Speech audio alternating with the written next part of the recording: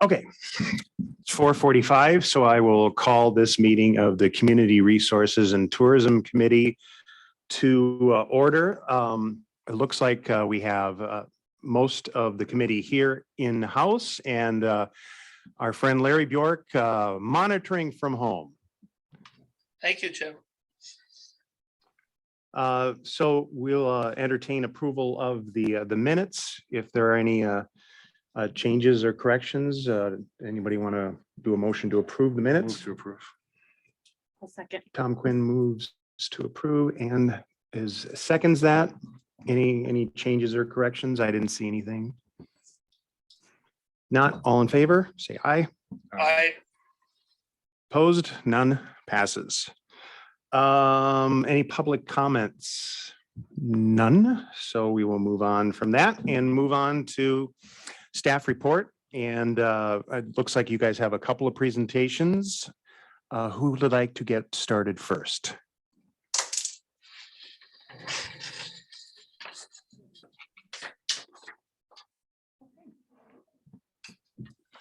Hi there, Supervisor Bjork. Can you hear me okay? Yes, I can. Okay, excellent. You missed it. I was trying to convince your committee not to let you return until you brought some cake.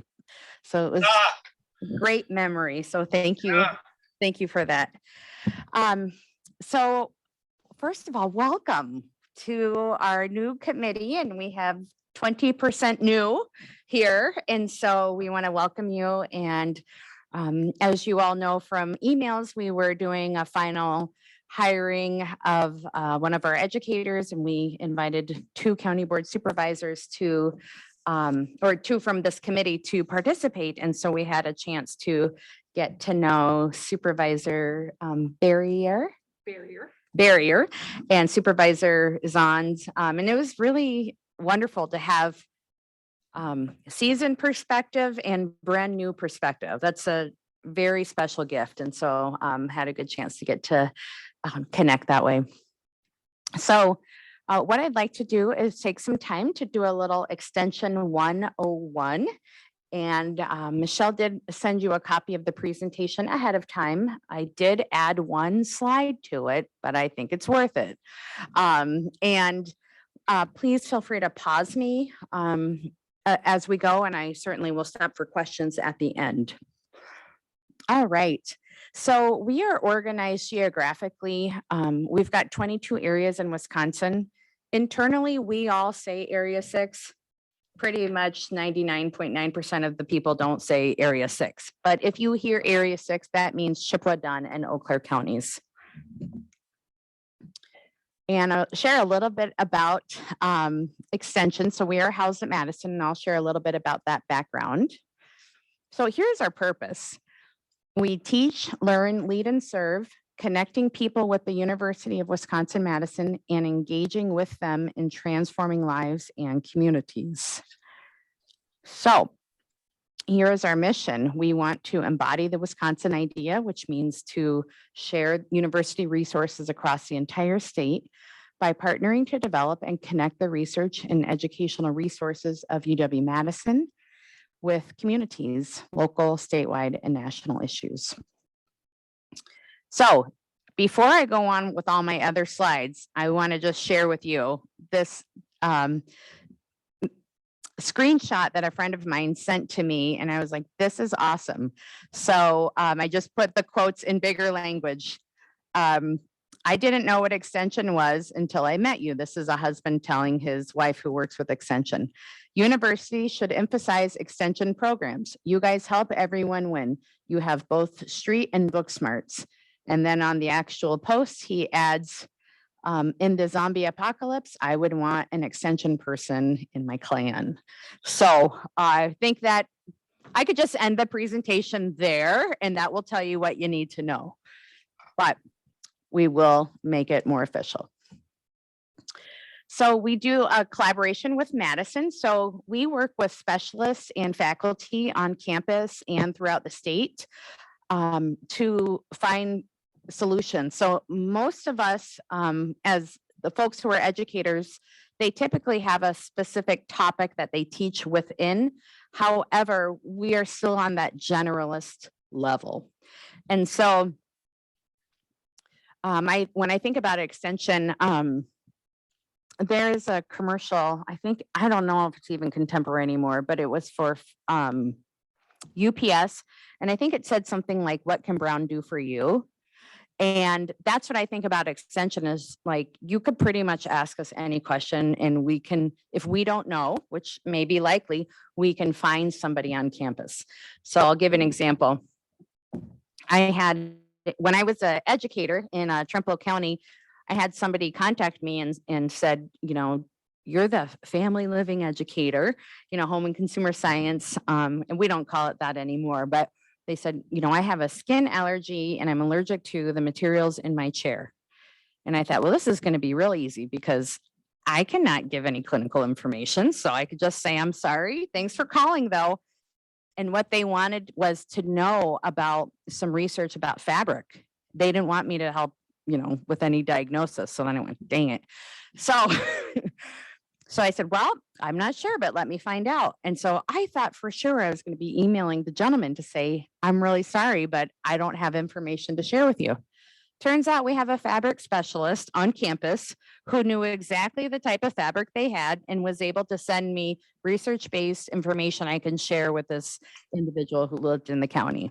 So that would be pretty dramatic, but people come to extension for all sorts of questions. We haven't had this happen in Dunn County to my knowledge, but there was another county where somebody was trying to do bug identification.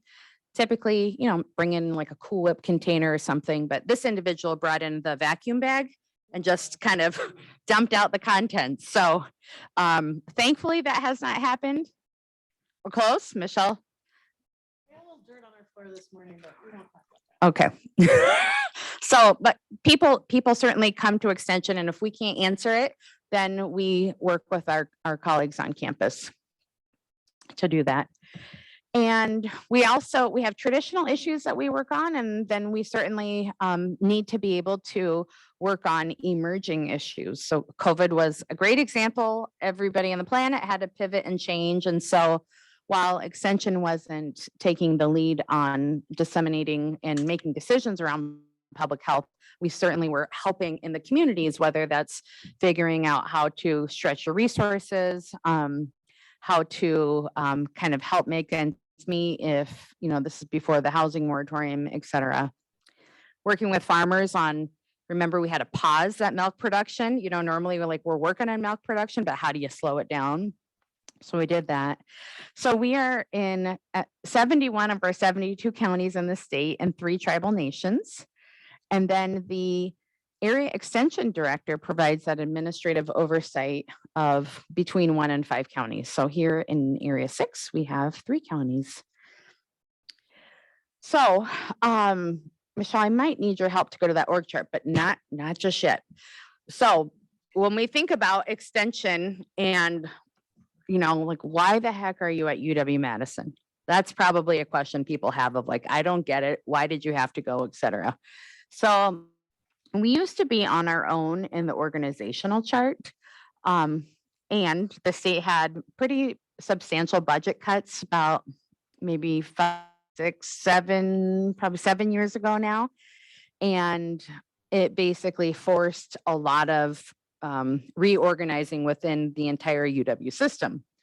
And so one of the things that happened with us is that we went from being more independent of our own branch, our own chancellor. We were housed with Wisconsin Public Radio, Wisconsin Public TV, and Extension, Wisconsin Public TV, and Wisconsin Public Radio all went to UW Madison. And so I'll have Michelle click on that link if you can, please. So you do not have to look at this whatsoever, as just look at kind of the high level. So at the very top, we have the Board of Regents. And I'd say above the Board of Regents, we have the governor. And then above the governor, we have the voters. And so we've got the regents. And then we have a system president. And then at UW Madison, our chancellor reports to the system president. If you think of, you've got a new chancellor here at UW Stout, she reports to the UW system president, et cetera. And then you see all these like subcategories, and we are like way in the subcategory area. So, and we're not even going to drill down. So now, Michelle, if you can take us back to the slide. Thank you. So here's Extension's org chart, and I won't even go through the whole kit and caboodle with you, but the very top, it's a little hard to read, but it says Dean and Director. And under and Director, you see there's kind of in the middle, there's all the blue that's there, and those are the 22 areas. So we are under Area 6, Chippewa, Dunn, and Eau Claire. And we kind of migrate up to the assistant dean of the northern area, and her name is Catherine Nicewander. And I'm hoping you will all get a chance to meet her this fall.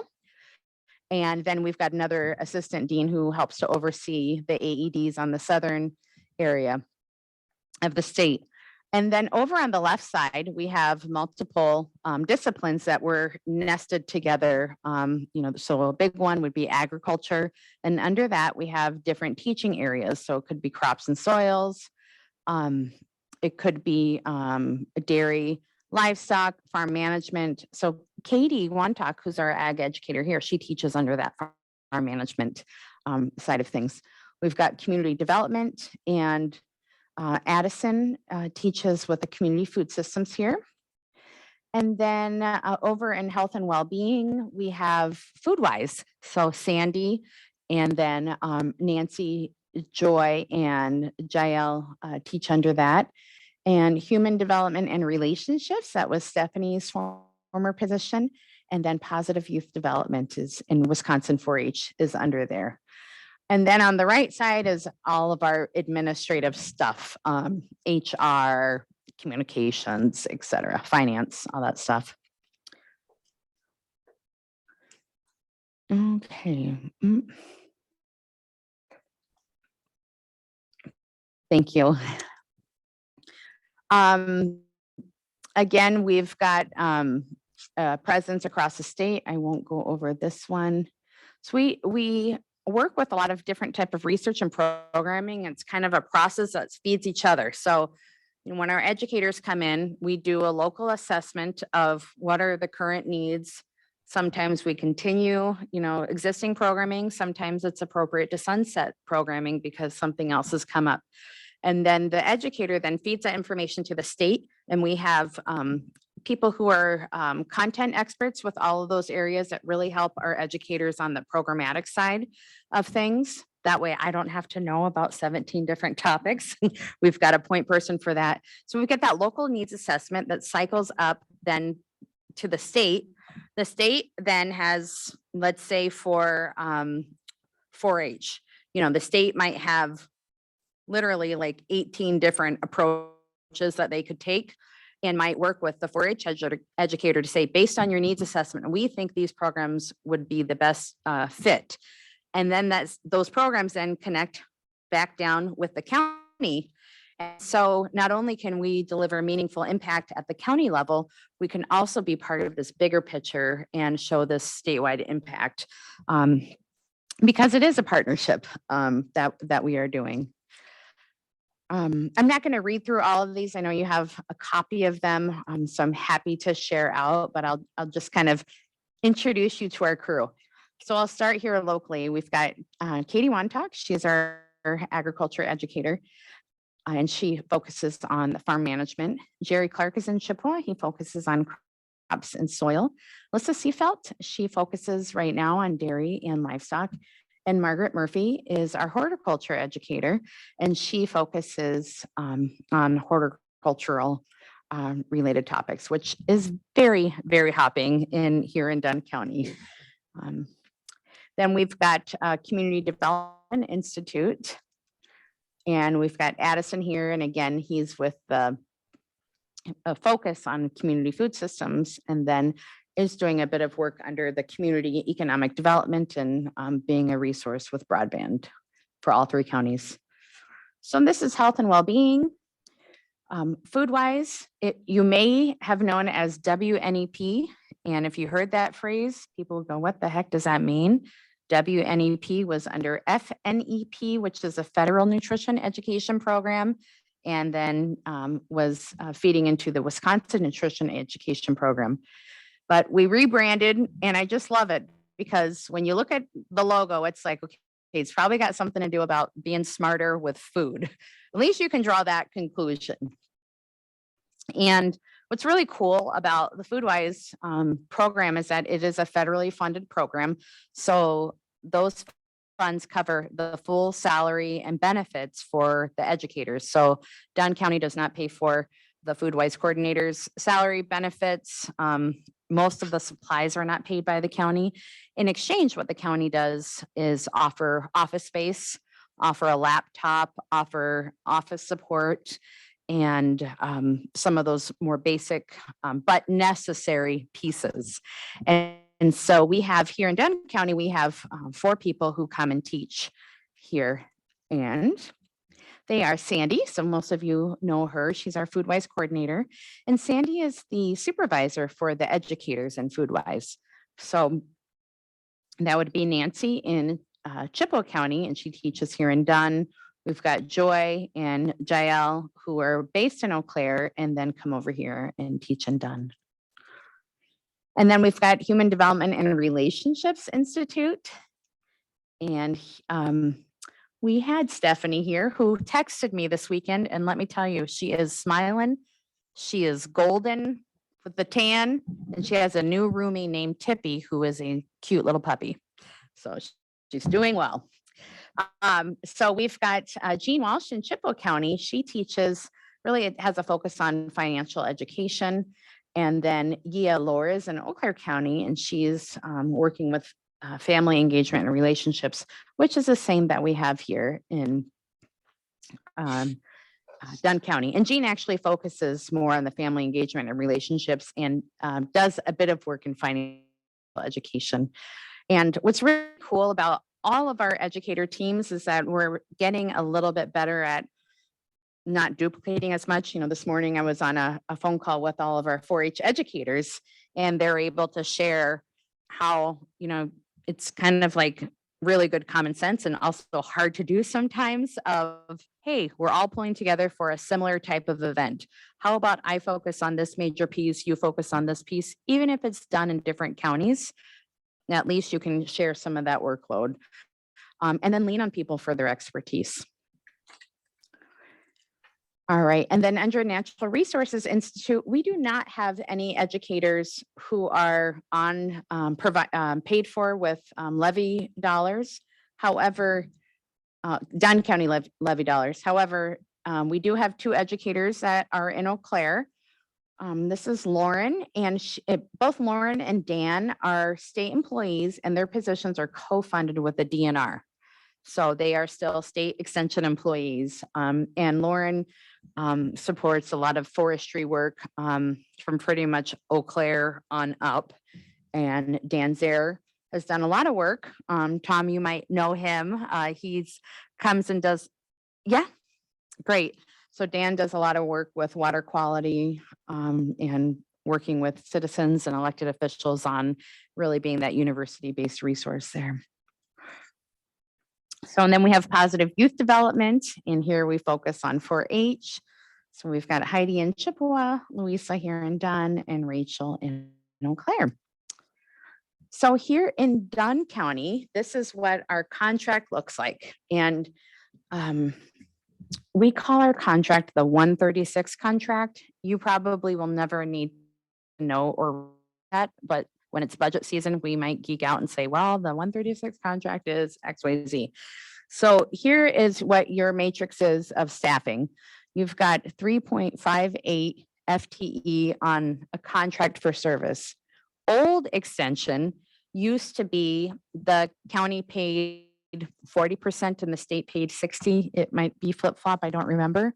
But when we moved to Madison, they really helped to clean this up so that people weren't feeling like they were employed two different places. It's more like we're clearly state employees and we do a close partnership with the county that provides that fee for service. So that's now it's under that fee for service line. So for the 2022 year, we had each fee was $43,600 per educator. And then as you can see, we prorate that out for folks who are not 1.0. And then the state has been able thus far to provide a $10,000 discount for every county who opts into extension. So here in Dunn County, you see that's $146,000 for the contracted services. And if you look at contracted services, support staff, and departmental resources, it's $243,000.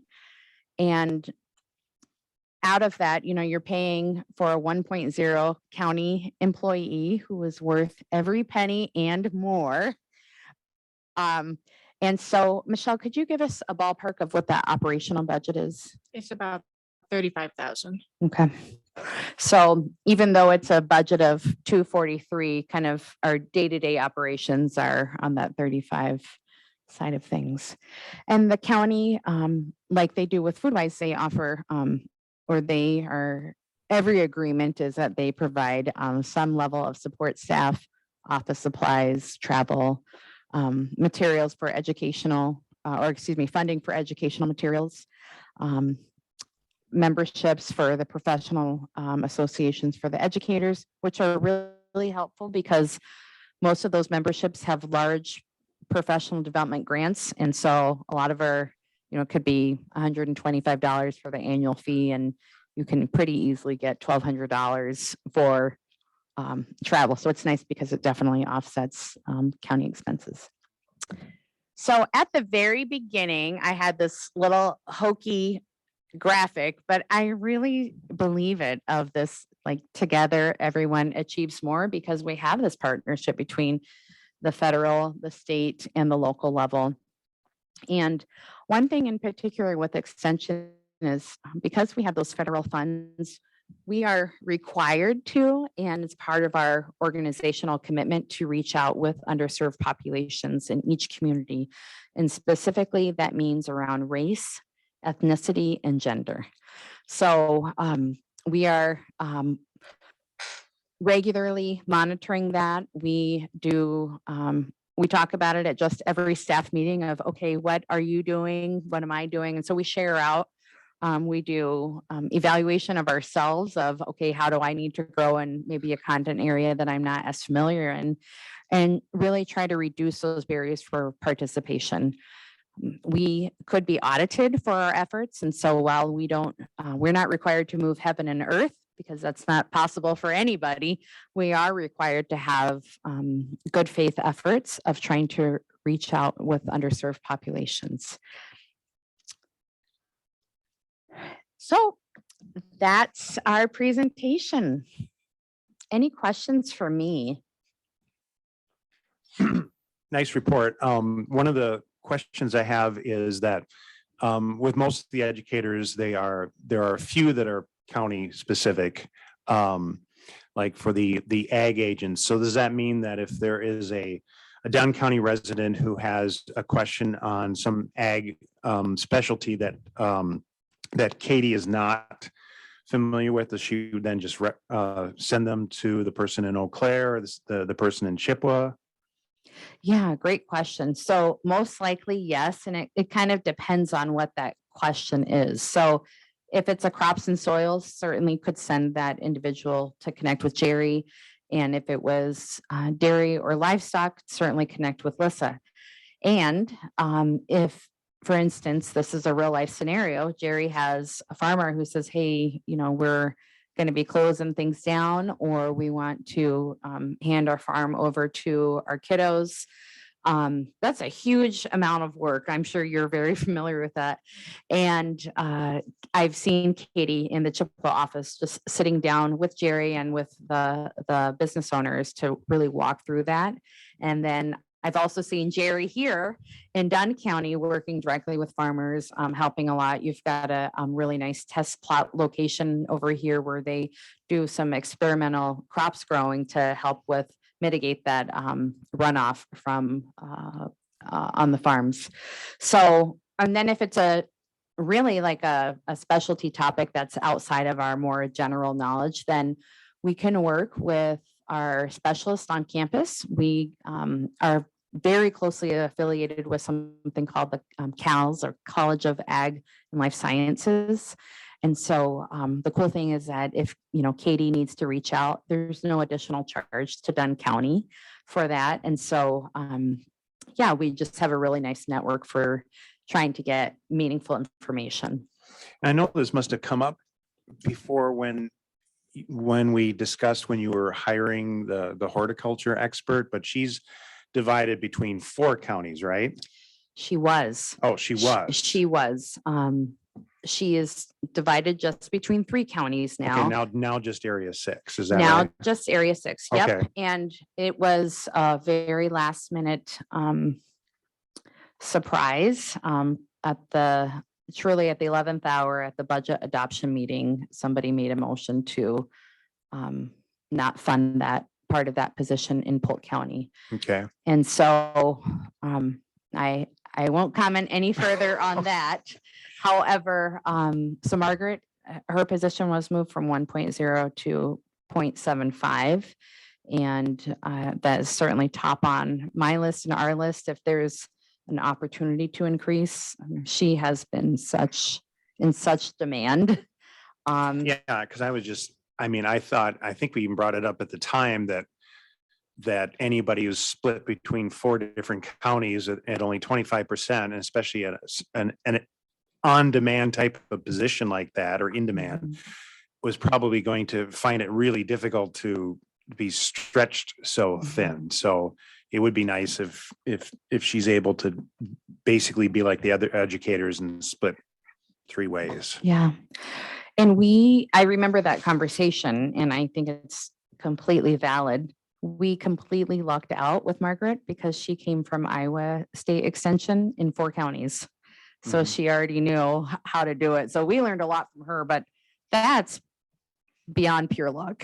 So, but I agree with you that it would put in Michelle and I conversations of, okay, well, if this happens, and maybe we can bring that topic back up. So we certainly will let you know if there's an opportunity to do that.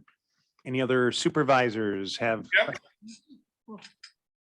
Mr. Chairman? Supervisor Bjork? Yeah, I had a couple of questions. Number one, Foodwise, we always seem to not spend a lot of time on it because, it's federally funded and we just provide them office space and that. So who really does oversee them, and really what do they do? And on my time on this committee, and it's been a number of years, if it doesn't seem to fall in around farm markets and things like that, that I don't hear anything that they're doing other than the summer months. So why can't we get a report on what actually, we got 4 people on who are they meeting with? How many people do they meet with? Is this an ongoing thing that they meet annually or quarterly or what? But we don't hear anything about what Foodwise does, and that's disappointing for me. Well, thank you for allowing me to share about that. So Foodwise, I'd have to look back at notes, but I know that they do come about once a year to the CRTC and share a report, if it's not more than once a year. And then every month we do generate a report of our programmatic highlights, and every month there is a reporting activity from Foodwise. So if we can, Supervisor Bjork, I will work with our Foodwise coordinator, Sandy, to see if we can pull up former reports that were shared at the committee. That way you have them. I love her reports. Their format is nice. So it's worth showing off a little bit. And the work that they're doing, I'd really say is kind of, you can categorize it in 2 different areas. So First is direct education, and all of their direct education is with, they have to meet a certain level of folks experiencing poverty. And so, Michelle, do you know some of the names of the schools that they go to? Heights is the primary one in Dunn County. Okay, thank you. And then they're also working on another component aside from direct education called PSE. So that's Policy, Systems, and Environment. And so really trying to work with those who are trying to help people who are experiencing hunger, of how can we bring in some of these resources. And so, and making, in some cases, making the resources more culturally relevant. And so Sandy's been working with some of the food pantries, specifically here in Dunn and Eau Claire, on culturally relevant food, and actually working with Addison on some of those nuances. And then at the farmers market, they certainly do have a presence there, and Sandy to bring leadership to provide matching funds for people who are on food share so that they could buy directly at the farmers market through that program. And so that would be an example of policy, that PSC in action of, there's policies, within that system, and trying to help support farmers in the local area. A question, please. Go ahead. I want to commend Louisa for getting the Clover, what's it called, the newsletter? Clover Clover Courier. Carriers in the email for board members to see what's going on. And but I do have a suggestion. I really like what's in there, but just by chance, I happened to talk to some 4-H members just yesterday, the day before, and they were telling all about their weigh-in of their steers and their market animals. I don't know if they all weigh in at the same time or not, but these were, I think, dairy steers. And, we've got some really dedicated people that work, as leaders with those members.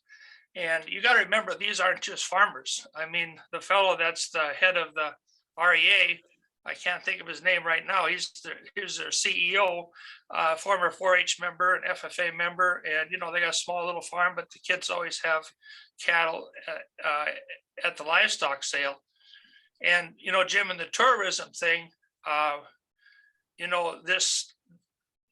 this would be an interesting thing to we'll find somebody that will talk to the 4-H member 2 months before the fair and the sale.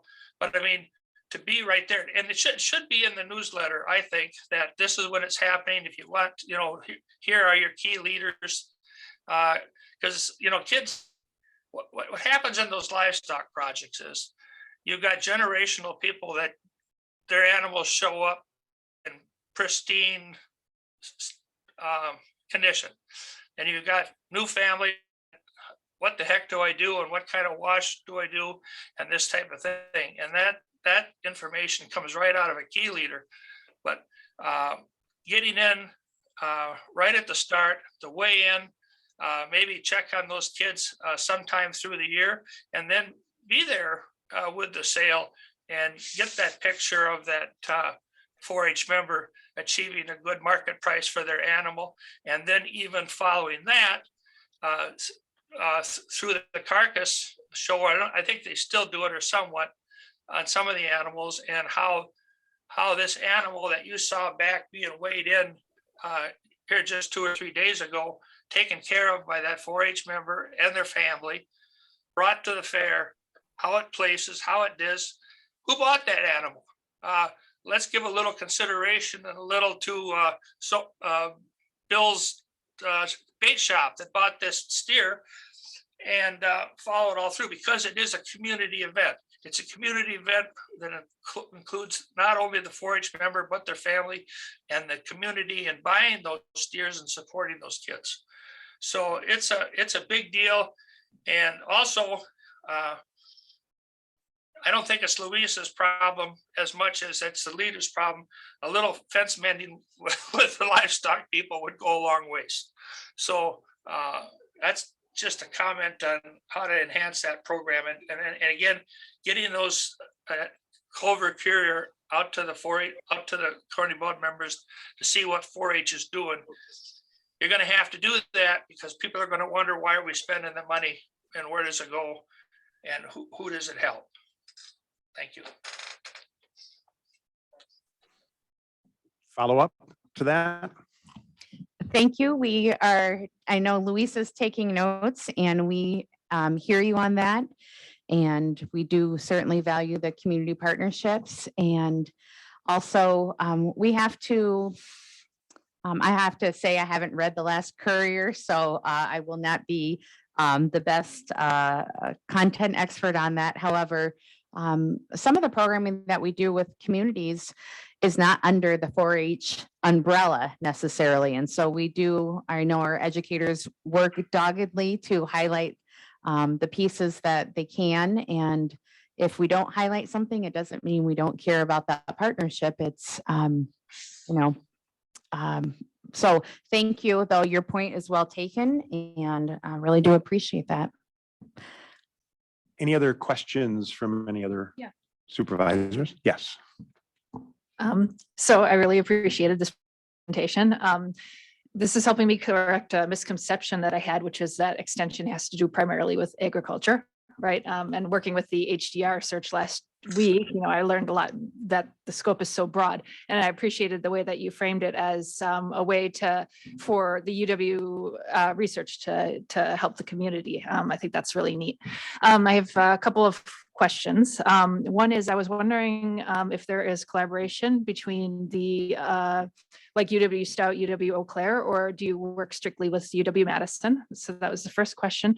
The second question was, so part of your federal funding, part of your mission is to reach out to underserved populations. And one of those identities was gender. And I was just curious, as far as that funding is concerned, is that defined like just the gender binary, or is it more inclusive? Does it include like the whole LGBTQ community? How is that understood? Go ahead. Thank you. Excellent questions. So we certainly do collaboration with more than just UW Madison. And I think it's really around like who are our community partners. So we happen to be geographically located with UW Stout and UW Eau Claire. And I don't know if Louisa will talk about this yet. So she's going to talk a little bit about some of that collaboration. But what I'll say is that there's definitely interconnections that happen, especially if we hire somebody who came from Stout. So when Stephanie was here, boy, she was such a good researcher and just knew how to help organize data, even if it wasn't her field of expertise, but really carried forward those strategies. And I think for a time used some of the Stout Qualtrics research methodology and kind of clearinghouse for collecting information. And then at UW Eau Claire, there definitely is a partnership there. I'll give one example. Sandy has been working with Foodwise and a professor there named Eric Jamalski. I happen to know his basketball name is EJam because my husband plays with him. But Dr. Jamalski and his students will come to the farmers market and will survey food share and market match participants to better understand, are their needs being met? What other needs could be met as they're experiencing hunger, et cetera. And so really depending on the different program, there would be that opportunity for collaboration. And then the second one is around race, ethnicity, and gender, and specifically around gender. So we can have a whole conversation around expanding access. And I think all of our team is I know all of our team is very passionate about it and committed to doing what we can. So I'm going to give an example outside of gender and then I'll go back and circle around gender. So actually, you know what? I'm going to start with gender. So extension is currently has transitioned from being kind of owning the curriculum for master gardeners to being a support for the organization, which is independent from extension, but we're still very much supporting it. So that's our current state. But when we were running all the Master Gardeners work, if you think about Master Gardeners, even though it's a very valuable program, who comes to mind in your head? You don't have to answer it. And you're probably right of our participants. So I have a colleague who taught with Master Gardeners, different part of the state.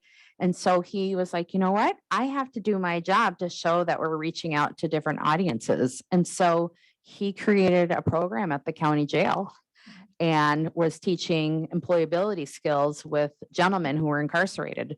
And for sure, they are not overrepresented in any of our reporting data. And so that was a place that he could look at gender there. As far as counting, right now, to be completely honest, our system is still binary focused when people self-identify. I've seen sometimes where there'll be a little field on something different than the binary. And unfortunately, this is not to point fingers, it's just where we're at is that is the current federal reporting format. And so we have to follow that, the reporting format. Louisa has done amazing work around this. And I'll say, just walking with people through changes, young people, and being that safe space to become who they are if they choose. And then for us, kind of on the back end of things, when I say us, I really mean our educator team who do most of that work to really make sure that there's a supportive, welcoming environment. And yeah, does that answer the question? Okay. Yeah. Yeah, and Louisa may share a little bit more about that. And she really has been a champion across the state for this work. And I'll leave it there. Supervisor Quinn? Oh, I thought you had something. Oh, okay. Anybody else? I do have two more pieces I just wanted to share out that Okay. are different from this report. Okay. Thank you. Want to just give you a heads up on the HDR search. So we did have that last week of our final interviews. We interviewed 3 individuals, and I will share that one of the individuals, this is public knowledge, was Louisa. And so she was one of the top 3. We are not in a place to share who is the final person because we still have some HR related responsibilities we need to do with background check and reference checks and all of that.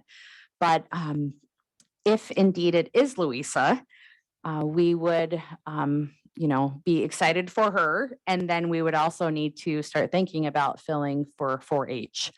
So typically how it works in extension is that we'd want to circle back with the committee and see, are you intending to continue to support this? I think, as Michelle and I talked about it today, the next time we would have to talk about that would be like middle of June, which could be a little bit of a delay. So if we handled it kind of like we did with the HDR position, county's already budgeted for it, you would have to take action to say we don't want to move forward anymore. And I'm thinking with 4-H in most counties, people are for sure we're going to keep supporting that. So not asking for a formal vote or anything right now, but if the person was selected was Louisa, would I have kind of informal support to work on getting things ready to fill that position, continue 4-H and Dunn? Well, I think from speaking just for me, I mean, informally, yeah, Mhm. because that's comes up as a major topic and a major Mhm. interest to people that I talk to. Mhm. So, All right. Chairman, yes, sir. certainly has my support for 4-H, and I worked hard to make it happen. Yep, I could have guessed that, Supervisor. Yeah, sure. I don't keep things down quiet. Well, thank you very much. And you wouldn't have to take any action. It would be that, I would, or you'd have some type of communication. So while we are absolutely in a public meeting, the information has not been shared broadly. And so if it's possible to wait until there's any announcements in the local 4-H community, So we have to work through a few things before we would be able to do that. The last piece I want to share is about myself, which I normally share out on with our educators are doing. I do want to share with you that I am also a finalist for a position outside of Extension. And I should be finding out by this Friday. So it is nothing against Extension. It's one of those positions where you go, I'm going to kick myself if I don't apply for this. And so it's to be the first director at UW Eau Claire for the Center for Race and Restorative Justice. And I had my final interview and I talked with the person who would be my supervisor if I took the position. And I mean this wholeheartedly. I told her, if you hire me, for sure, I will be responsible for doing my work. And I want to let you know it is my full intention to continue collaborating with Extension because the work that the center wants to do is so interconnected with reaching people here in Western Wisconsin, which is what the center really wants to help do. So they want basically, how can you bring the university out into the community to help the community learn more about restorative justice and how they can serve people around race? It's like, you should just hire somebody from Extension.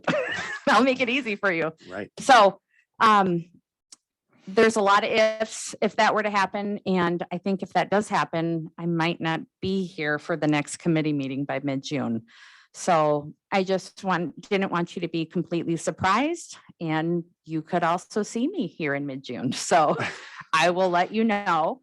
But Michelle and I have been in close communication about this even before I applied for the position. We've had kind of a contingency plan already. And so it's just given us an opportunity to, did we add this to that list? Did we add that? So, from an operational perspective, I feel confident that we'll have a good transition. We have a great team here. And the state will put together some temporary area extension director support. I'm not going anywhere, so I'm happy to keep helping out. But I also didn't want you guys to show up the next meeting. And if I'm not here, Where's Catherine? looking for Larry's cake, that's Yes, where I'll be. Hey, June is Dairy Month, young lady. Don't ever forget that. No, I won't. I won't. All right. So thank you for allowing me to share that. And Well, we'd hate to lose you, but congratulations on the potential opportunity. thank you. Any other questions for Catherine? If not, we will pass the baton to Louisa, who has a report to share with us. Yes, I very have small the baton. I am prepared to address. And Larry, thank you for noticing that I sent out the newsletter, and I would encourage you to go on our website and see the back copies, because I think this was light on livestock, unusually so, and animal sciences were very heavy in the previous months. And the weigh-in was advertised to our 4-H community. So I'm you sure might it was. be the first one that wasn't quite, as heavy on the livestock. So it is always hard to balance all of that and get it into a reasonable number of pages so that people will actually read it. So I'm glad you looked at it. Thank you for that. Top to bottom. All right. So 4-H is a community of young people across America. We are the largest youth leadership program probably in the world. So developing youth as leaders, all of our clubs are run by youth. They are the president and the VP, the secretary and the treasurer. And sometimes they have a, what is it? Something at arms, sergeant at arms, which is personally my favorite 4-H position. We did not have this at my club. And their main job in larger clubs is taking care of the flags and taking care of flags at parades and presenting the flags. But their other main job is telling adults to be quiet, which I think is actually really interesting that there is a position for that, because there are very few places in the world where the youth get to be really leaders in their own right. They get a lot of support from supportive adults to be able to do that. So I'm not going to read all of this to you, but I would like to point out that there are some pretty long-term university studies that have been replicated over the years showing that 4-Hers are 2 times more likely to make healthy decisions, 2 times more likely to pursue science, technology, engineering, and math careers, and 4 times more likely to give back to their communities. And I draw that to your attention because when we talk about what is important in our community, I think most of us working in county government, you guys want young people to stay and you want them to return. If they go away, great, to university, or they go, maybe they start a family someplace else and they come back to take care of parents who are older, or they inherit grandma's house. You want them here and you want them contributing. And because we have a strong 4-H culture in Dunn County, when people come back, they give back. So the adults that help run 4-H, the volunteers that give very generously of their time, they're giving back partly because 4-H had a big impact on them as young people. So 4-H, who's it for? It's for little kids all the way through a year past high school. We have a convoluted way of measuring exactly how far you can go. It has to do with your birthday, age 19, 13th grade, and all that you don't need to know. But the main thing is it's little kids to big kids, and the big kids often have a very important leadership role in teaching the younger siblings how to do something. So we do a lot of presenting at clubs. This is a little guy at our cooperative Eau Claire. This was Eau Claire and Dunn summer camp.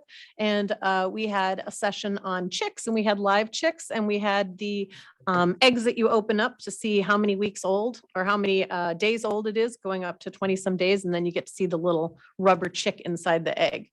And those adult volunteers that help us with this work are really the engine that drives the train. So in a good year, which was not the last 2 years, I'd like to add, we often have 400 and some people in our community participating in 4-H, even 500.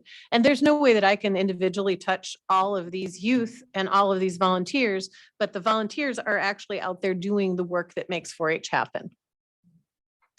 So true leaders are grown. This is a picture of me from last Sunday. We did a training in Eau Claire. We have 20 counselors for our camp this summer, 20. And we didn't even hire all the ones that applied. So we did a really good job getting the word out. We are meeting this year for camp the first week of June, Camp Kenwood on Lake Wissota. No, you're familiar with Camp Kenwood. It is a wonderful place to be, and we're going to do it with Clark and Eau Claire and Dunn counties. And we have room for about, we think about 60 youth. And right now we have 50 some signed up, and we have a decent proportion this time coming from Dunn. So I'm pretty excited about that, because some years I do just as much work as the other people, and then we have very few kids going. I think people are ready to be back in person. So there's a general feeling of like, let's get out in nature. Let's go do some hands-on stuff. And I think it will be, Lake Wissota is just going to be fantastic. Even if it snows, it's going to be fantastic. We're so excited to be there. So that's one way that we teach people to lead, is by helping them with leadership opportunities like being a camp counselor. We also have local, state, and national trips, and we show projects at club, county, and state levels, and sometimes even national. You guys have heard a lot about our dairy judging team, and part of that team is going to Scotland. They're going to the Highland Fair, and part of that team is postponing because of COVID.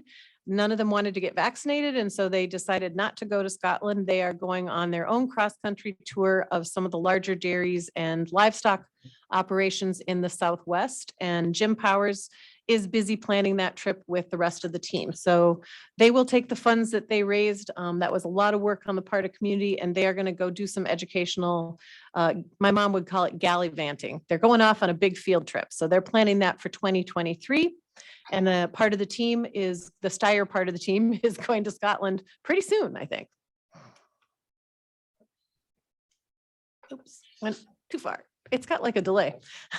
So I wanted to say that in a challenging time, which we've certainly all been through recently, 4-H is really good at bringing people together. We're big on hands-on and in-person. So COVID was really difficult. We did not meet for almost a year at all. So trying to do things in a virtual setting, which is a pivot we did very well for work, didn't work very well in parts of Dunn County because, as you know, we are lacking broadband access. So I had a haves and have-nots in Dunn County, and I served the haves very well. We did a ton of programming. In the bottom left-hand corner is just a little like a playbill for digging deeper into 4-H. We went into how to promote 4-H in a virtual setting. We tried to do things outside, which we were successful in. The picture in the circle lower part is me teaching a mindfulness moment at Beaver Creek Reserve this spring. It was, as you can tell, early spring. And we had a really good time. We got to collect sap. We spent some time outside and we spent some time inside studying what do you need to be a leader? And man, those little kids, there were some super shy kids that really opened up. They went from just shut. I asked the first kid the question and he went like this. Didn't get even a yes, no, nothing. And by the end of the thing, he'd made friends with the little girl who was also super shy, and they were buddies. They were sitting on a bench and they were talking together and they were sharing a snack. And I think more than leadership, it was just the beauty of seeing kids from other counties meet each other and find a mutual space where they could enjoy being kids. And so we had a really good time there. If you look in the one with little boxes, that is just one small segment of our Art U, 4-H Art U with UW Stout. And you were asking about, do we work with the universities? Yes, we do. In 4-H, we have really enjoyed our collaboration with AIM, which is an arts integration Menominee nonprofit, UW Stout Art Education Department, worked with several professors there. Interestingly, they're both 4-H alums, one from our county, one from somewhere else. And they had a bunch of art educators during COVID that needed hours teaching, and they were no longer allowed in the schools. So we got together and we put together kind of last minute a spring project, which involved art sessions for 3 counties, and it went beautifully. And so we learned from that how to do it even better this year. And this year, the kids that you see there and the art educator on the lower right, we all got together at UW Stout's Heritage Hall, and we had a 1-week art show with a reception for the public. And lots of people came, and it was really fun. And it was just the great capstone feeling to be having done something over the course of almost 3 months, but it was only 6 sessions because of all the different spring breaks. So it was complicated. And we had a bunch of art educators, and they were supervised by Stout art educator faculty. And we had front page above the fold Dunn County News ad for that. And it was in, where was the other one? Colfax Messenger. And Stout put it in their, they took pictures and put it in their PR thing on their website. And so I wanted you to know that, Larry, that we got it out into the local papers, not just the Dunn County News, but I think it's the first time I've ever done a press release and had it above the fold. It must have been a slow news week, but I was super stoked to see it there. And we did have people come and enjoy the children's art. So I think that was pretty cool. And then hiding behind Larry there, that is the prep day for the fair that we have every year, the Thursday. I think it's the Thursday, the week before the fair gets going. And that little girl has a bucket in her hands, and she's going off to wash the area that we put out the kids' art and agronomy displays and posters and so forth. So I just wanted to say that the Dunn County Fair is really important to our 4-Hers, and I hope that our county will continue to support the fair.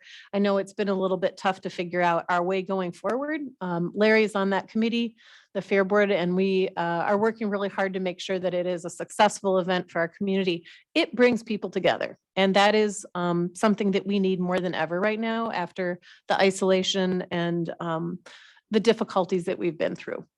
So one other thing I will just mention is I'm also working on Youth Forward Wisconsin, which is beginning a universal child savings account.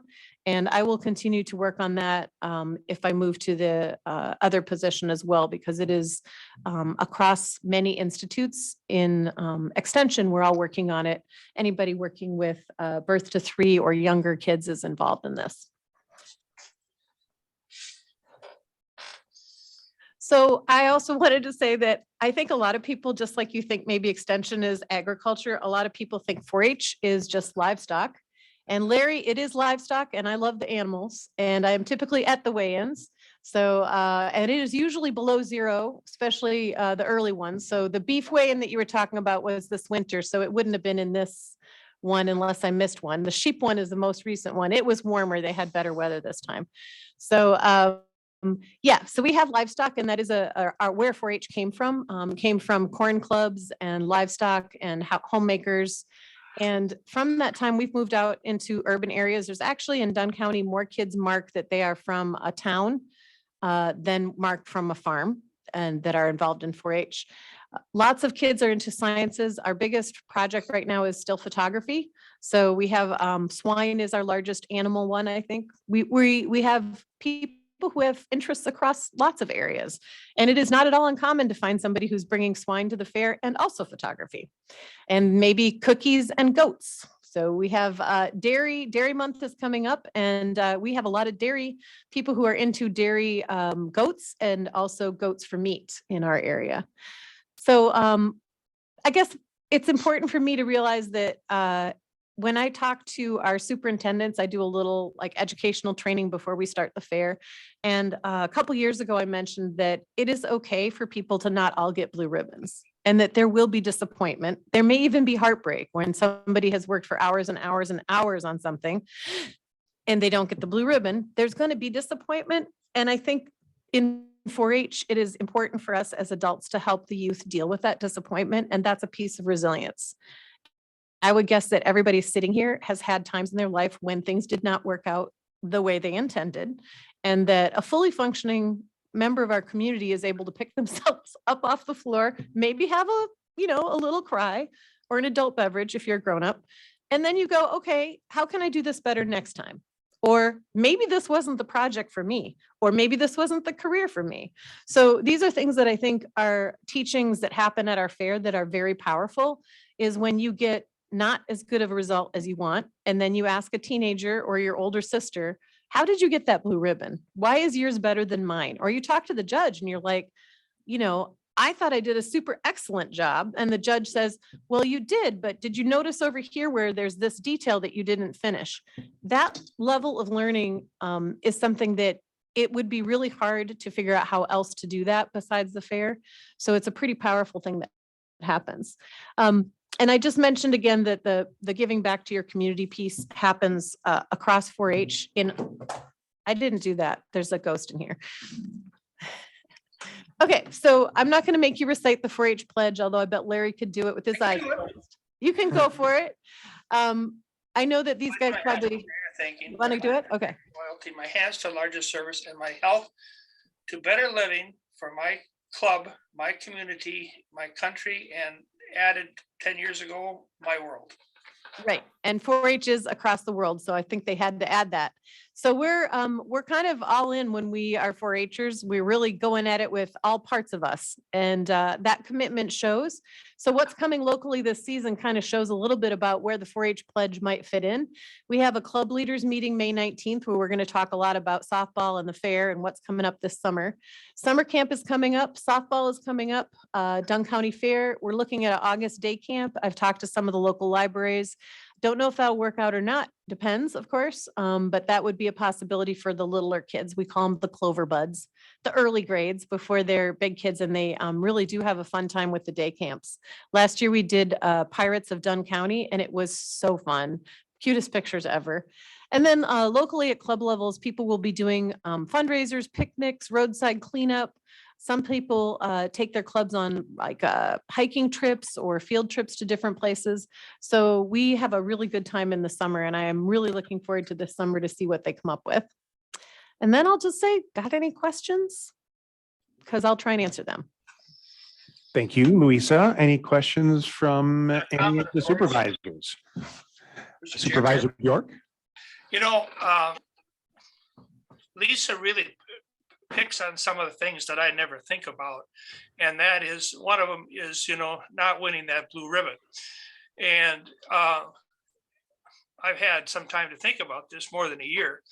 And, that's really where that club group fits in.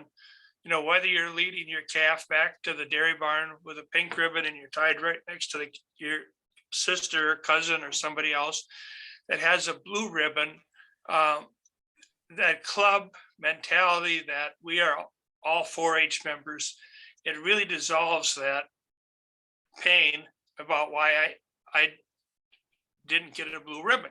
And there's always next year.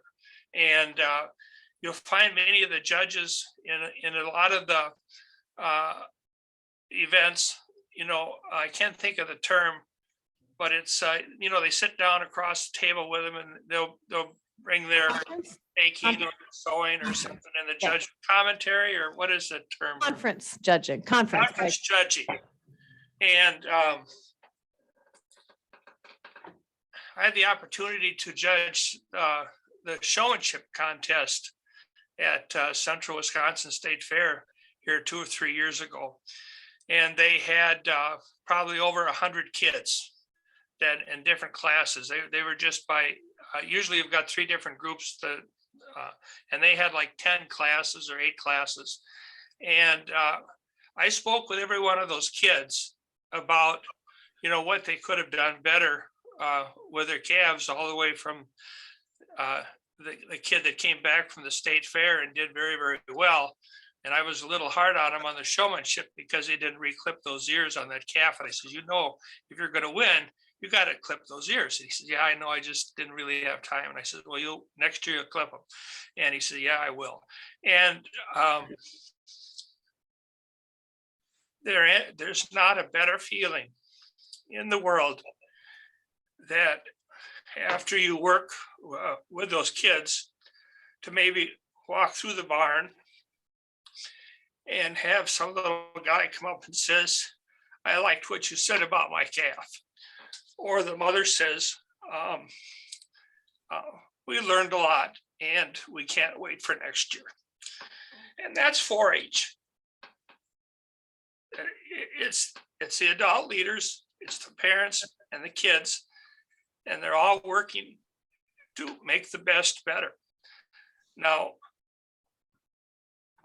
I've been out of the showing business for quite a few years, but I've started back at Chippewa Fair for the last 3 years in their open class, and I still ain't won a blue ribbon, and hanging from the mirror in my pickup truck is a red ribbon from the Chippewa Fair, and I'm damn proud of it. So.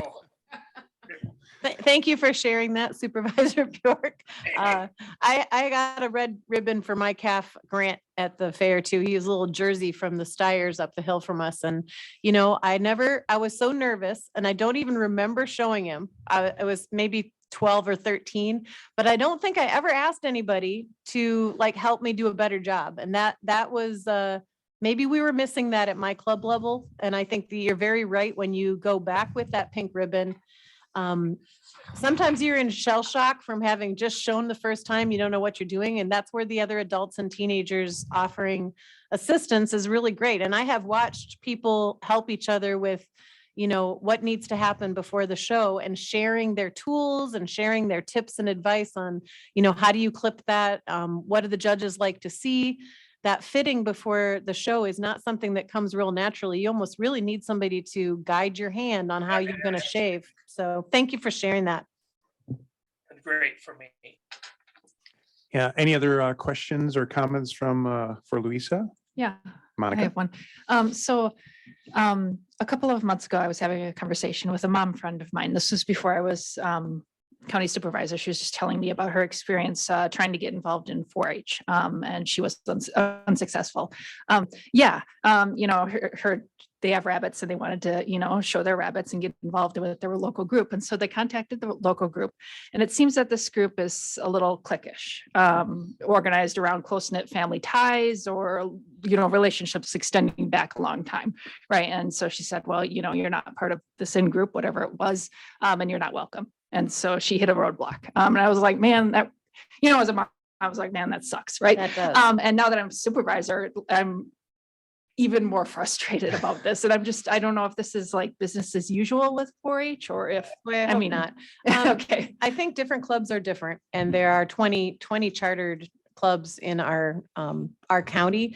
So I would be very happy to get that family's name or contact information. If you'd be comfortable, I will follow back with them. Mhm. We will find them a friendly club, because we have a lot of friendly clubs, Okay. probably more friendly clubs than unfriendly. And I'm very sorry they had that experience. But Michelle also had an experience with her kids where the jargon at the meeting and not really knowing what was going on was really off-putting. And especially as we lead up to the fair, Larry, you get a lot of alphabet soup, you know, the meat animal project, they call that MAP.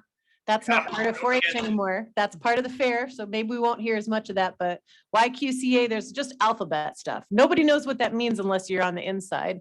So yeah, we have to be careful of that. And I would be very happy to, get them some guidance on that. And they could still, we can join 4-H anytime year round. So we can certainly get them into 4-H. Okay. All right. Thank you for telling me about that. I'm sorry that happened. That sucks. Yeah. But I think that's just part of, because of my kids' experience with 4-H, it's just, it's, you have parents and volunteers, and some people are better situated to kind of be leaders, and some are not. And there's a constant changeover. And it just also might be too that that particular club at that particular time just wasn't as welcoming as it might have been last year or next Sure. year or something like that. Yeah. Yeah. That's true. Yep. Yeah, I guess I mean, I don't bring it up because I'm concerned about my friend in particular. It's just, it seems like, this maybe points to a systemic problem that is concerning, that people would be blocked out of access from this wonderful program. That is funded by taxpayer dollars, I think. Yeah.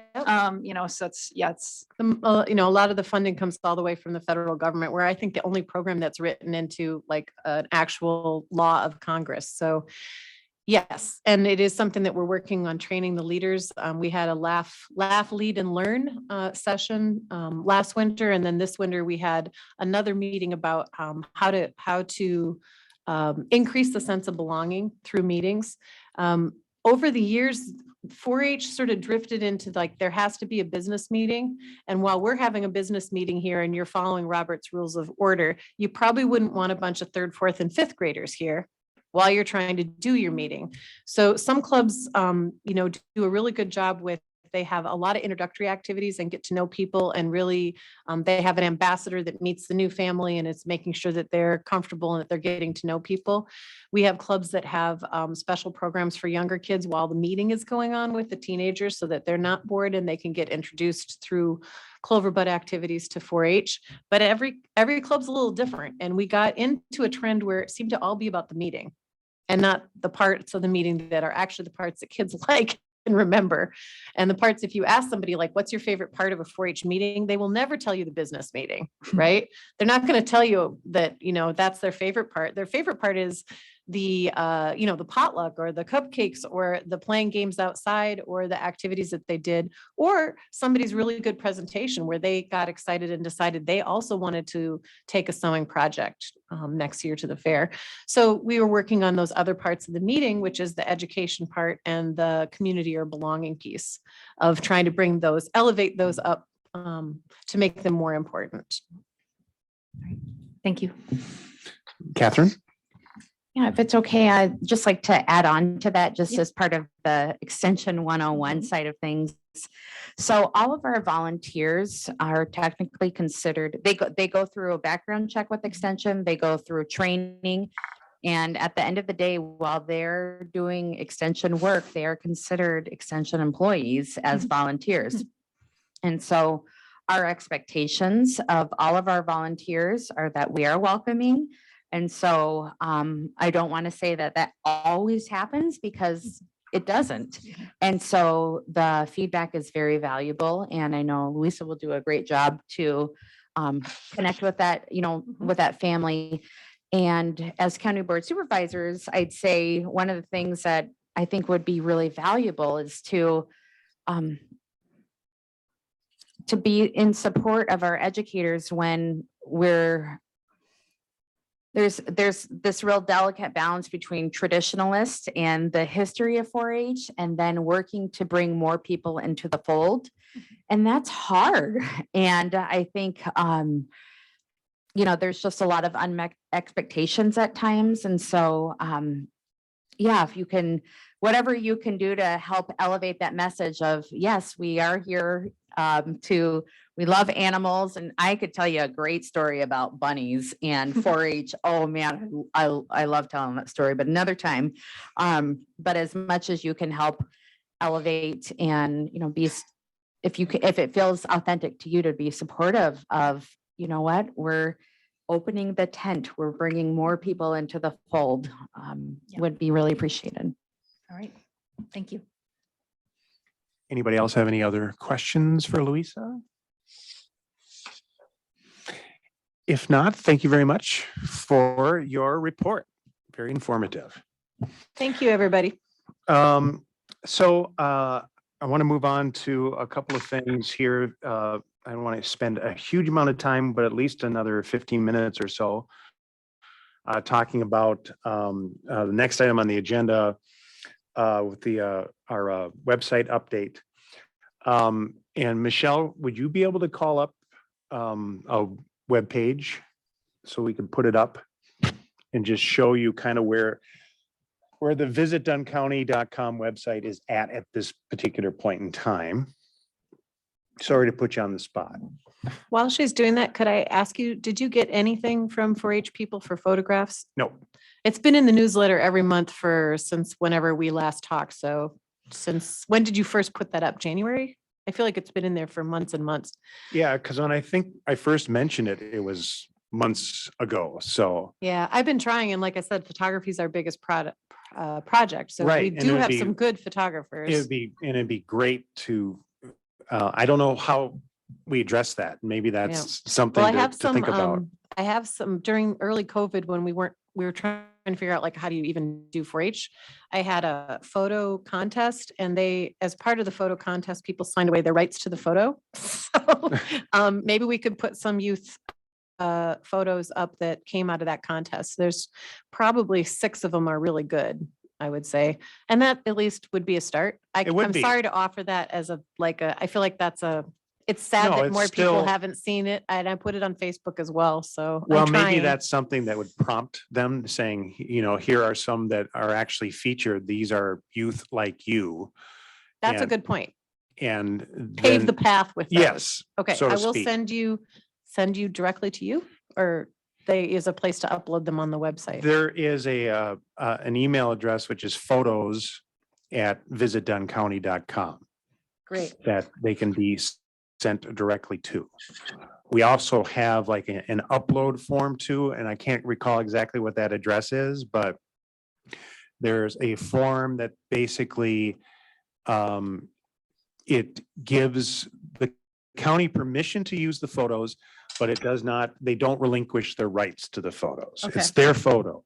They maintain it. They are only giving us basically permission to display it on the website, and that there will be no monetary compensation for displaying it on the website. But there is also, if they would like to get a photo credit Okay, with their name, or in some cases, a business has submitted it, we will put like a submission or a credit next to a photo. that would be great. And if we could put, we don't put children's names on websites typically in 4-H. Yeah. So we could put like a first name and Mhm. then like 4-H, Dunn County 4-H or something, which would be general enough to not. Yeah, and basically one of the main things with the permission on the form is that we want, most people hopefully are submitting something because they personally took the photo. But some people might say, oh, I like that photo and found it somewhere, and then we'll submit it. Oh, geez. Okay. And we want to make sure that they're actually submitting a photo that they took and not. Right, so you just- attest to that in the form. Yep. So do you think it would be appropriate for me to fill out that form and send you the pictures via this? Okay, Yep. And I will try and get that form. I don't know if I don't think we have a link to it on the site, so I'll have to tell the web guy about it. But what I had him do is make some changes, because one of the problems that we're having with this site is that there has not been a lot of submissions for content. So Michelle, if you can scroll down on the site, there is like a thing now with it says what the website is about, and then it has information for people. Each one of these is a separate form. So if you have an event, they can click that and they will actually get a form that is specific to submitting an event. And if you want to, Michelle, you can just click on that so you guys can see the form. So this has something that is specific for an event. And then this information then can be put into the countywide calendar for this particular event. And then if you go back, and click the back arrow, and same thing, you can click on like groups and organizations or any one of those. And you can see that it's going to have a specific forms for each one of these specific categories.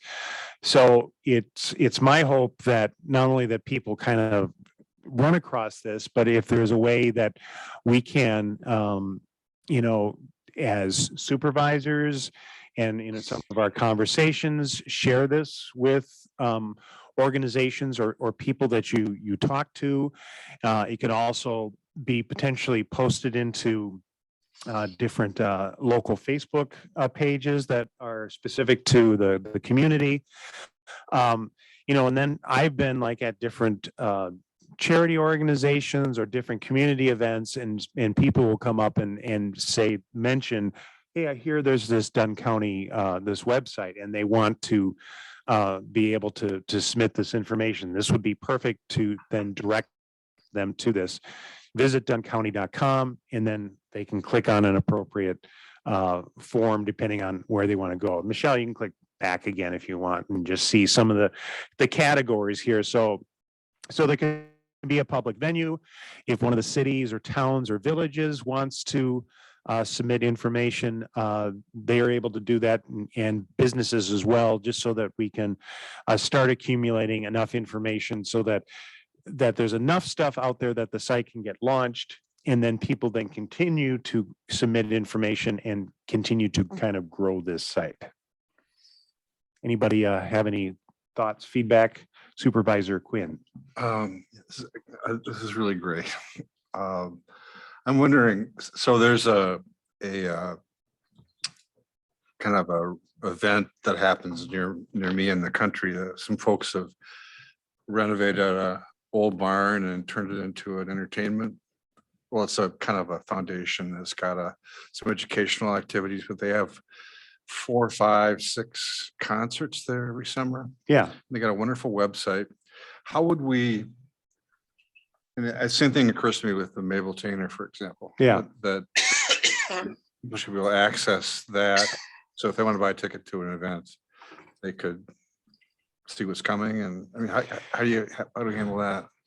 Some of the idea is that like for like an event like that, if there is a website or place to buy tickets, they would be able to submit that, so that this site's not in charge of or is not handling any financial type of stuff. That if an event has a place for somebody to be able to buy tickets, or that we would basically send them to that site. So I mean, Mabel's perfect example. They handle all their own ticketing stuff, and we would send it to that. Same thing with this it's on the back end, but we hardly have anything on there enough to basically show it on the front end.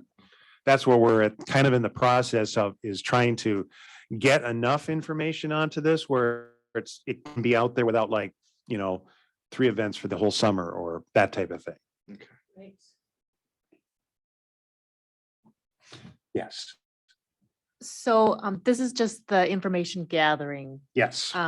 So if we know of something, can we submit their website? I don't know if Everwood Farms is or something like that that's out there. Yeah. So just so it's Yeah, on and your radar. it can be anybody. It can be whether it's the organizer, whether it's a supervisor, general public that just says, "Oh, I love the stuff out at Woodwind Park. Do you guys have that posted?"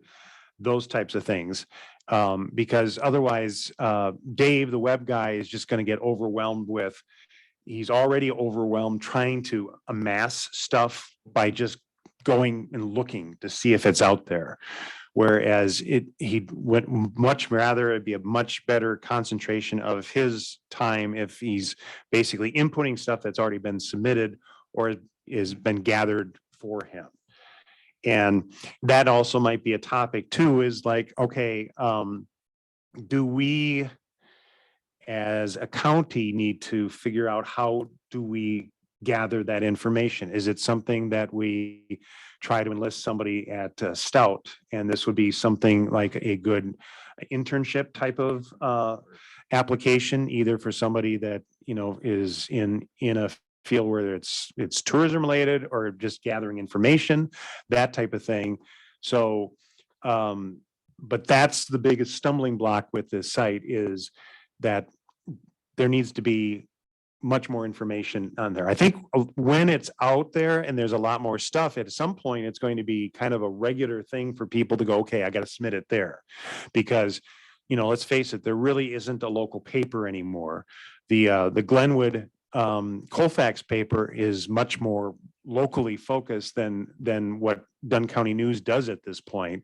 So this particular site could serve as that information clearinghouse that is kind of lacking in the county, and being far more responsive, because it's not something that just comes out, once or twice a week. It's something that is constantly there and constantly can be updated and changed. So there'll also have to be kind of a long-term plan in place for this site, how it's going to live kind of beyond this committee and beyond just the group of us in this particular room. How can this be made a part of it? And maybe it's something at some point that it's like either like an employee's possible responsibility for some of the information content. And I'm not thinking IT, because this is not an IT function. This is a communication function, and will kind of lead into our next topic as well. But how this kind of gets maintained and becomes a good resource for the county. Any other comments from people? Were we able to gather like the chambers, some of their information? Because I think they said they'd work with us with some. He's got some of the information from the chamber, but they've had some turnover, and I don't know that he's worked with Tammy. But my goal would be getting the two of them hooked up and make sure that that's still an opportunity to pick up some of that information. If there aren't any more comments about the site, it just kind of dovetails into our county communication and PR. As many people in this room know, that prior to the past election in April, there was a lot of miscommunication and misinformation about what the county does, what the responsibilities are, what we're in charge of. And it's kind of obvious that there is that there needs to be some way to communicate what the county is doing in a way that that kind of fights back against some of that misinformation or disinformation. And there are both of those out there. So I thought, since we're, the website can be a big part of that, can be a great way of sharing some of that information about what's up with the county and what it's doing. But I kind of wanted to open it up to this committee as far as ideas and thoughts about what could be done on a regular basis, as far as kind of communicating either some of the decisions that the county makes, that there is a lot of misinformation or disinformation about, or soliciting feedback for big decisions, beforehand, so that people have a better idea or understanding of what the county is actually up to and what we're thinking and what we're doing. And I don't know that it's and I'm kind of open to all sorts of ideas here, and whether it needs to be, somebody who is, again, somebody on county staff that has this as a portion of their role, because really there is nobody that I can think of in the county that has any sort of communication or PR function about communicating. There are mandatory press releases, there are dry boilerplate about upcoming agendas and things like that, but they don't really sell what the county does and what the roles of the county are, what things that we can do or can't do as far as either county government or county supervisors. So I'm kind of opening this up to kind of almost like a little bit of a brainstorming session to see what are some of these things that we could do. How could we, most organizations have a communications specialist or person. And is that something that could be, as the county considers different roles, something that could be not taking someone who's already working 40 hours a week and saying, here, you have another 10 hours of responsibility every week to come up with. But whether that is like moving some parts of somebody's roles and responsibilities somewhere else so that they could do this, whether it's a different position, whether it's, a portion of somebody's job in addition to having interns. I'm kind of opening the floor to ideas to start the conversation to see where we can go with it. So does anybody have thoughts?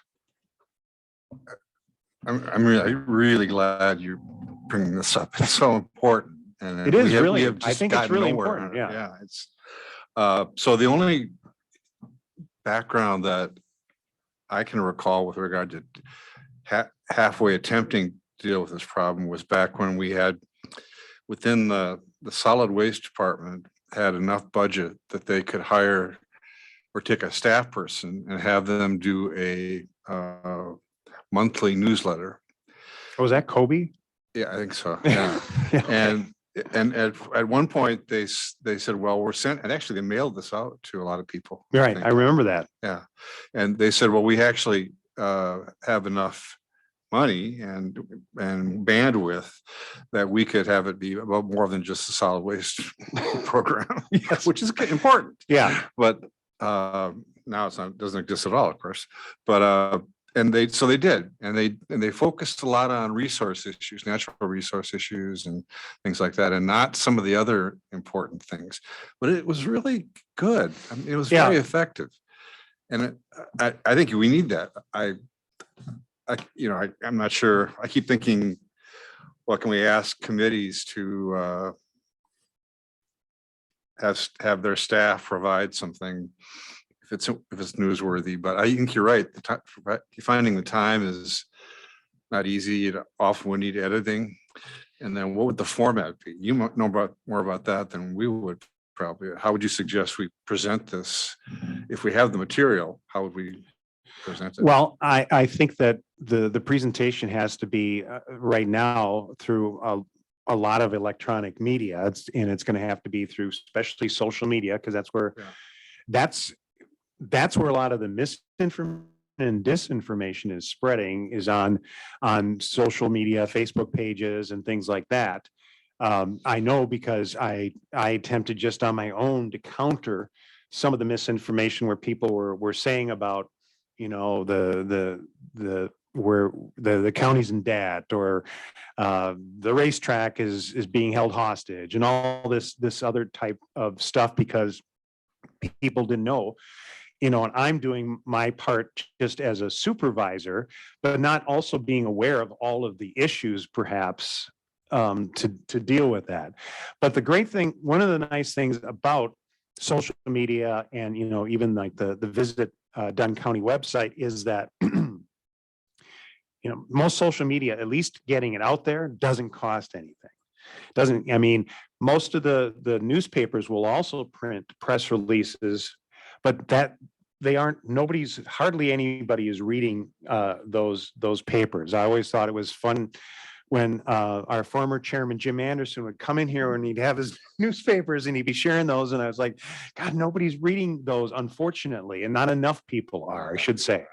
It's still important to communicate things, in all the different ways possible, but having that out there, not only being able to communicate that, and I don't know how you handle this too, but almost having kind of a rapid response team or person that when that misinformation and disinformation is out there, you would say, no, you can deal with it, this way, or, you're not, and do it in a respectful way, which is what I tried to do when someone would say, they would point out something that I knew was wrong. I say, well, that's not actually correct.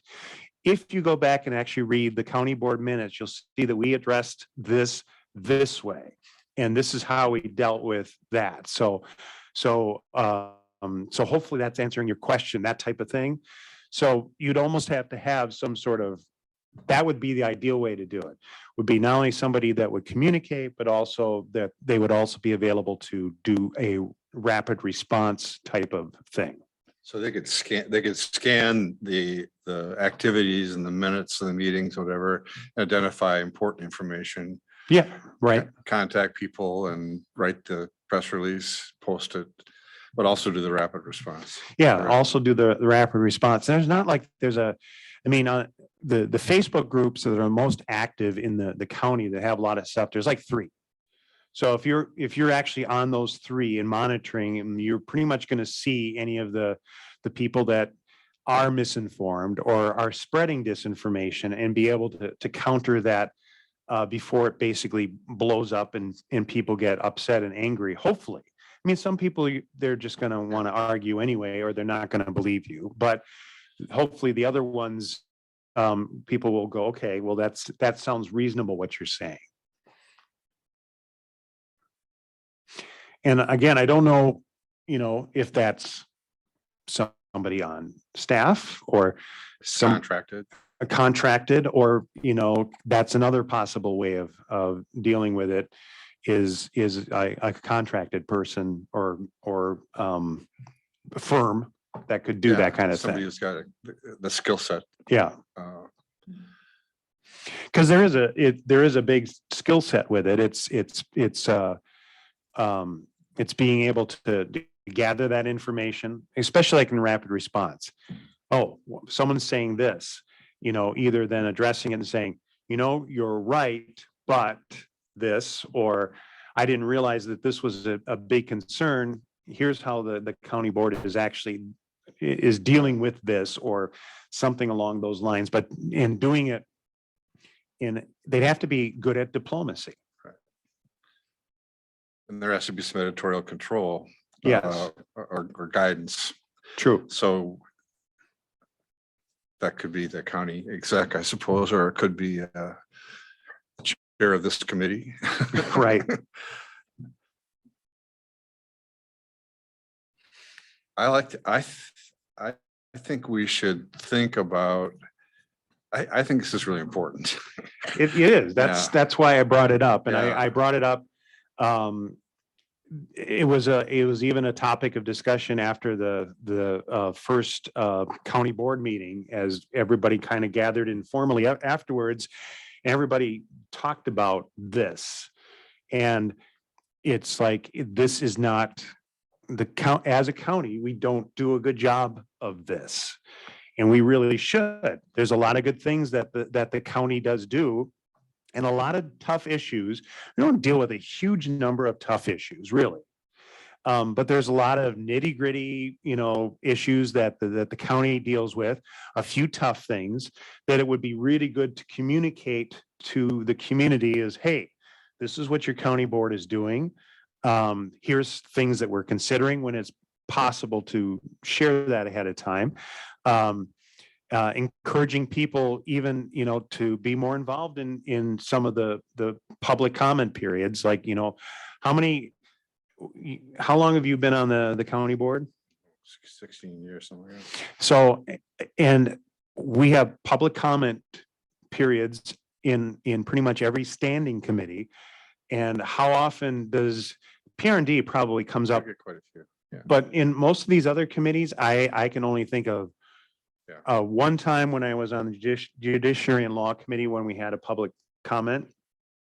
I can maybe think of a couple times that we've had a public comment during this meeting. It's usually our friend over from Elmtown who has really good comments when he does participate. And I actually kind of miss him because he hasn't been here for a while. So, but for the most part, a lot of people don't take that opportunity, and they don't realize that at the county board actual meeting, decisions have already basically been made before they get to that level. this is where the decision happens, is at the standing committee level.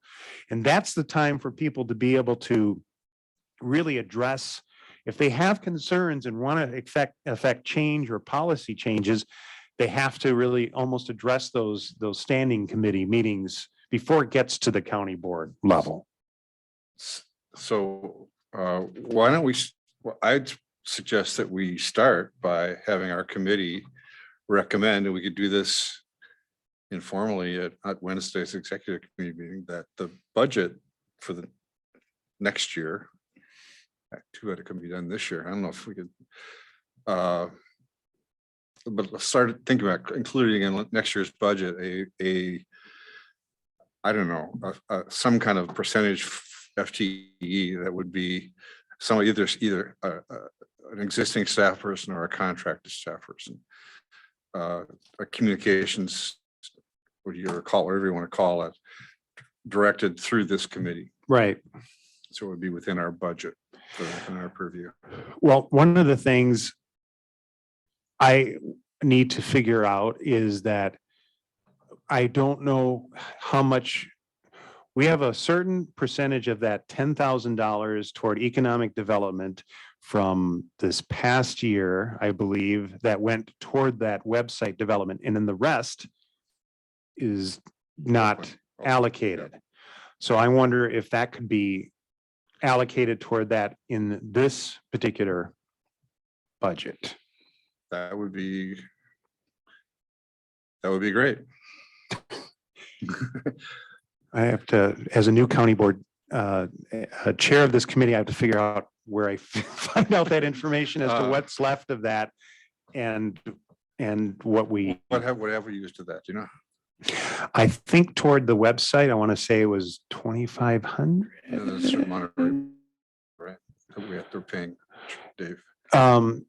Yes, but it's a pretty small, Yeah. so. Did we roll over a portion to I thought next year? I thought we did. So can we roll it back? That I don't know. Well, I think we rolled it over into this year. Yeah. So Okay. if there's anything that would be left after that, it would be rolled into 2023. So there's a piece of it that's basically not allocated for this particular year. Maybe Michelle knows how I would find that out or figure that out. You just have to ask Beta, she can tell you. Okay, maybe I'll do that. Okay. But yeah, I think that would be, if there's, I would make a motion that this committee, our committee, recommends that the county establish a communications position. I don't know, whatever kind of, and that we consider including it, that would be attached to the CRT committee. Just a for point of oversight. order. We don't have an agenda item for action. Oh, so we'd have to make we'd have to include that next month's thing. Yeah. Okay, so we have a month to think about it. And Okay. let's do it, make it happen. yeah, It may be that I know that in the past, I think the county has contracted with people. I think I remember that Pat Eggert was contracted with for a while to do some writing for the county. that could be. And I also know that like the neighbors, when they were doing some marketing as part of their budget, they spent a huge amount of money towards something that it could have funded a person. So, and it was for a website and it made me upset. So, because I think there are companies and organizations that take advantage of Yeah. government entities that don't know that you don't have to spend that much money on certain things like a website. So, yeah, well, I guess we'll make that as an action item for next month's agenda. I don't know if it's,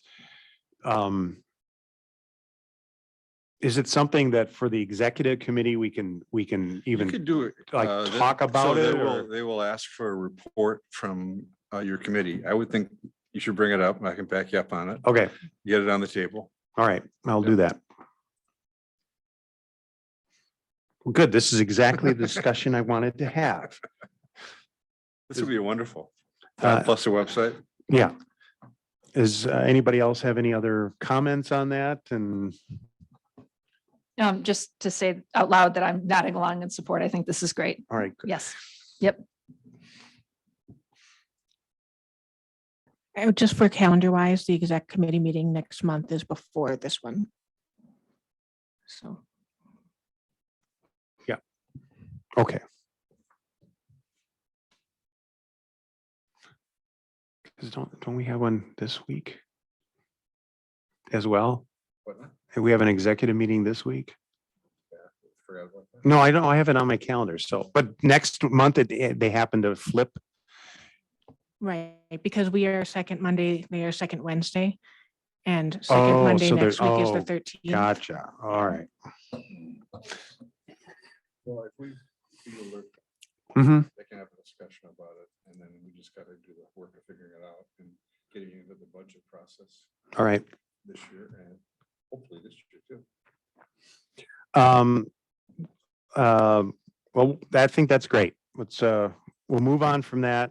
Just really briefly wanted to talk about the outside agencies and libraries part of the budget, especially for new members of this committee. This used to be a big function of what this committee did, was consider applications for basically grants that the committee would do to support outside agencies. But because of the budget straitjacket we've been in for the last several years, about the only thing that we now consider as far as funding for outside agencies are the ones that we are more or less statutory mandated to fund.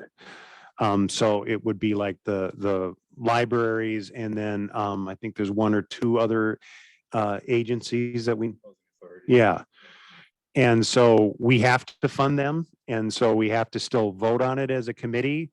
But I guess I just wanted to leave this on the agenda that if at some point rosier times return to our budget, that it will be a thing that I would like to bring back, is that people were able to basically submit consideration for grants for this committee. We would have a certain amount of money that we could divvy up for the outside agencies. They would be allowed to do a little short presentation that they would share with us, and then we could actually then vote on funding them. And that was it was a really nice part of what we did, and we can't now. So I just wanted to kind of leave that on the agenda, just because I wanted to just especially bring it up for new supervisors. I don't even know if Ann, if you got a chance to do that either, that it's been gone for a while because of the budgetary constraints that we've had. But it used to be a big part of this committee was, and even Larry will talk about, he and I would be all in for the Railroad Museum getting their little small grant, and it was the two of us against the rest of the committee. We tried. We tried. They got one small grant, I think, the final year, and then it was gone. So, but I just wanted to kind of bring that up, especially for the two of you who haven't. Just that hopefully at some point that actually comes back, but that was kind of a core function of this group, was to evaluate those proposals that we would get every year. So, there are no actions to be considered by the committee at this time. Next meeting we've got slated for June 13th. Does anybody have any announcements or anything that they would like to share? I have an announcement, but it's not a big deal, but would there be any consideration of moving the week of our meeting? I have a meeting on every second Monday of every month for the Red Cedar Watershed Conference Planning Committee, which I have had to miss for the last year That's or more. And I don't mind missing it. It probably is a good thing for me to get off of, but I don't know if it would make a difference if we met the first Monday of the month. Anybody? Let's just leave it where we are. That's fine. Well, no, I'm open to it. I only left it here because I didn't want to have to think Right. about it. So that was did I. mostly the reason. But It give me- Michelle, how does it, would it impact you? If we moved up to first Monday, our staff report would probably end up being a month behind. That's right. If you were to move back to say third Monday, that would work, but whatever you would like. You want to have before the executive committee if you can. So let's leave it where it is. It's fine. Well, is Monday the best for everybody? Or is Tuesday better? Personally, I hate Mondays because Mondays for my business are really busy. I don't. And it's always a challenge to, I was happy I got down here actually early before the meeting because Mondays are a challenge for me. Larry, do you have days that work or don't work for you? Sunny days are usually off, rainy days are on, but Tuesday would be great. I could do Tuesday. Would mean we'd have two meetings. Yeah, that's kind of a bummer. But that's a bummer. That's not a big deal. Yeah. When are your meetings? The PR and D committee meets 8:30. Tuesdays. Yeah, Tuesdays, 8:30 In the morning? in the morning. Okay. I don't, Ann? Should be fine. Should be. but if it's With a- Tuesdays, Michelle? I'm here whenever you want me to be here. So Since we published the next meeting, I suppose we can't move the next meeting. you We- can. We can. Do we want to already then move the next meeting then What do you to, think, Monica? Is that a problem for you? It's fine. It's fine. think about it this way, you can just pack all those county board meetings all into one day and get them all over with. Well, it'd be cool if we could do it back to back, Back- but that would be times and yeah, That's- that's that's not true. work. So This works best, this at the end of the day works best for you? Yeah, typically, yeah. Well, if we could move it to Tuesday, that would be probably helpful. I do not have any problem with that. June 14th. So moved. Okay. We'll move it to the second Tuesday of each month then. Does 4:45 work great for everybody? Would anybody prefer 4:30? I know Michelle her day is supposed to end at 4:30, but Prefer 4:30. it would work for me. You don't have to agree to it, Ann. you don't have to agree to it. You can say, no, I don't want to meet then. Guys. Or you can just be 15 minutes late every time. That's right. Larry, you got any problem with 4:30? 4:30 is fine. What's the date though? June 14th. Okay, we will do that. 4:30. We can always revisit if someone finds it doesn't work. Thanks. Appreciate it. If that's everything, One more message, Mr. Chair. go ahead. Until we do get this informational thing straightened out, there are a few folks like really appreciate, the coverage that we get from the Colfax Messenger and the Glenwood City paper. And I spent the first couple of years on the board getting bits and pieces of information from the Eau Claire Leader when they did that, and hoping I'd find something in Dunn County News, and that never happened. So I have really enjoyed being able to have this last year at $1 a week to have the writing of Leanne Ralph, Leanne Frank, is that her name? Leanne Ralph. Leanne Ralph. I mean, she you can sit through a meeting and you can take notes, and then when you read her article, you find out that there are things that you should have paid attention to more, and other things that weren't so important. That's So embarrassingly true.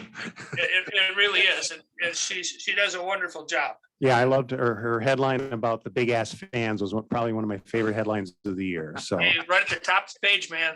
Yeah. So, yeah, and Larry, and I kind of take your point because that's kind of one of the main we want to make sure that all avenues of communication are there, and they do such a good job that it's going to be, I hope she never retires. Really, Yeah, real intuitive. Thank you, Jim. yeah, you're welcome. And on that note, I think this meeting is adjourned. Thanks for sticking around late, everybody. Good first meeting there, new chair.